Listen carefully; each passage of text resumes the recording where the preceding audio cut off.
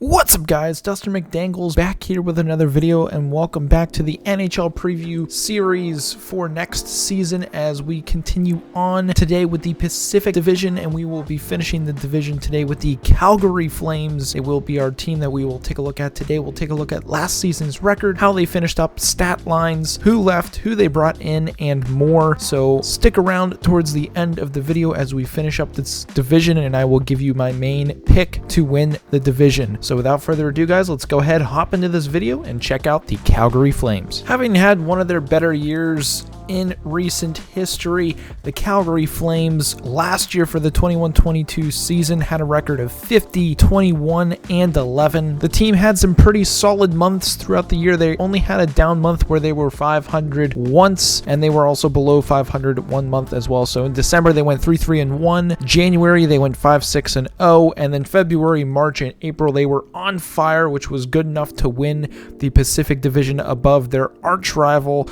the Edmonton Oilers. Now, again, we all know what happened in the playoffs. They won their first round in a nail-biting fashion 4-3 against the Dallas Stars, and then they would eventually get trampled by their rivals, the Edmonton Oilers, 4-1 in that series to finish off what was supposed to be a Stanley Cup run season with disappointment at the hands of their rivals, which I'm sure all Calgary Flames fans were pretty disappointed with. And the future, I wouldn't say is necessarily uncertain, but it is definitely unknown with the players that have left the squad, the players that have been brought into the squad by Brad Treliving.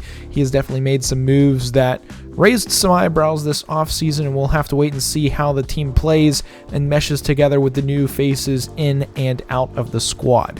So let's go ahead right now, take a look at the stats, which for last year, goals for, they were 6th, goals against, they were 3rd, so very solid stats there. Team-wise, power play, they were 22.9%, and on the PK, they were 83.2%. Again, all great team stats and what you're looking for in a team, both offensively and defensively, and that's Calgary Flames hockey. They are in your face, in front of the net, playing solid defense, mucking it up in the corners, and then they also have some skill to back that up when they need to, which again, we will see some different faces this year for them, but I think it might be the same when it comes to the skill side of things with the players that they have brought in.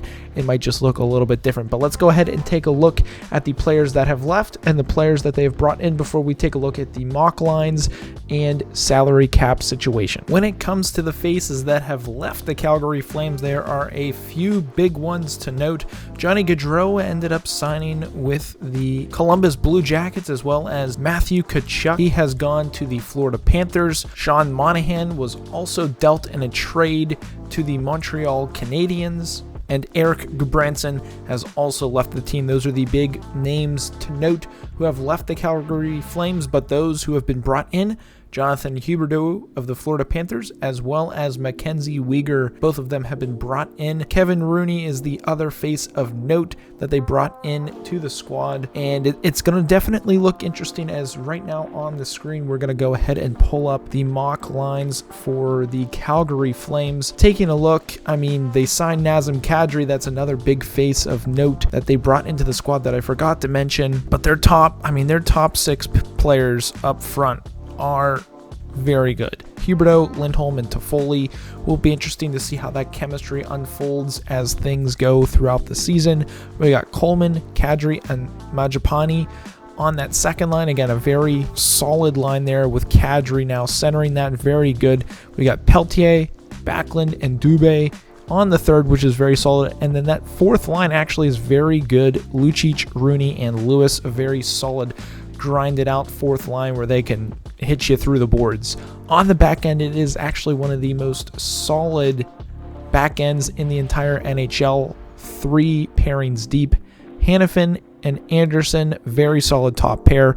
Mackenzie Weegar, Chris Tanev on the back end, and then Zadorov and Killington for that third pair. Between the pipes, we've got a very good tandem with Markstrom and Vladar. I think Vladar might also have some more time this year to give Markstrom a little bit more time off and to be able to recover, as opposed to last year where his game output was insane. We're now going to take a look at the cap room, and there's going to be a few players of note that are going to have big years.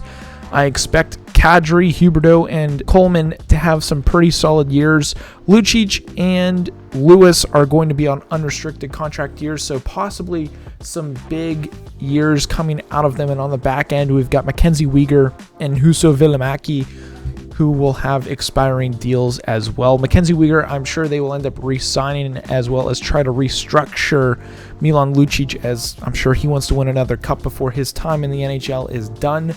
So I fully expect him to restructure to allow Mackenzie Weegar to sign a big ticket deal around the $5 to $6.5 million range.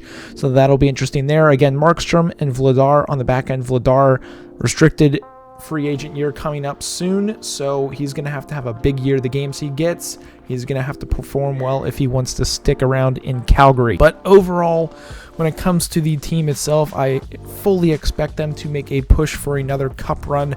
They have some solid players. Again, a lot of turnover. Their top goal scorers from last year, Tkachuk and Gaudreau, are gone now. Obviously, they've replaced them with Huberdeau and Kadri, so it'll be interesting to see what type of meshing they'll be doing this upcoming season. But again, with a solid team and a solid coach with Daryl Sutter, I fully expect the Calgary Flames to stay near or at the top of the division. They will have around that 48 to 52 win range year coming up this season, and expect a deep run in the playoffs as they look to avenge last year's disappointment. Almost expect them to meet the Edmonton Oilers once again for the second round of the playoffs, and they might just edge them out with revenge on their mind to make it to the conference finals, where they could end up playing a familiar foe that made it all the way to the cup and actually won it last year with the Colorado Avalanche. So you're sort of getting a little bit of a sneak peek of what my thoughts are moving forward. As we get to the Central Division, those are the next teams we will be looking at over the next week or so as we get ready for the upcoming NHL season. If you guys are new to the channel and you've made it this far in the video, be sure to hit that subscribe button so you don't miss out on any future action. That is going to be it for today's video. Let me know, who do you guys think is going to have the biggest season for the Calgary Flames? Are all the new changes going to make the difference? Is it going to be a positive change or a negative change as the players get used to the Calgary system and the Calgary way of life? But I want to hear from you Calgary Flames fans in the comments, so blow that up. But I hope you guys have a good one, and as always, stay dusty.